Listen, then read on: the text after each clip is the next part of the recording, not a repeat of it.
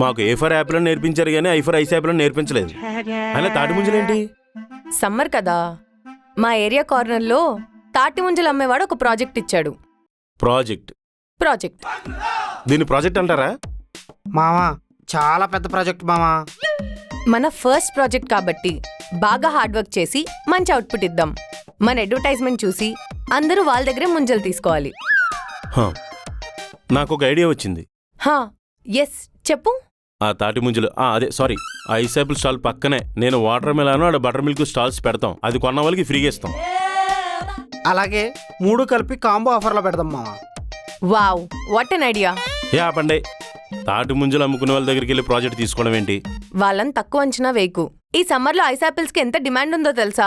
నీకు కావాలంటే ఊరి నుంచి ఒక 50 తాటి ముంజలు తెప్పిస్తాను. ఆ మూలను కూర్చొని తిను. అంతేగాని అట్లకి బ్రాండ్ చేయమని అడక్కు. మీకు శాలరీస్ వద్దా?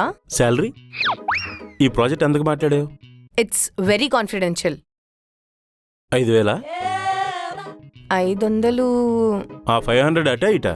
ఇటే. మాకు జీతాలే 15,000 ఇస్తానని కమిట్ అయ్యారు. 5,000 ఏ మూలకు వస్తాయి?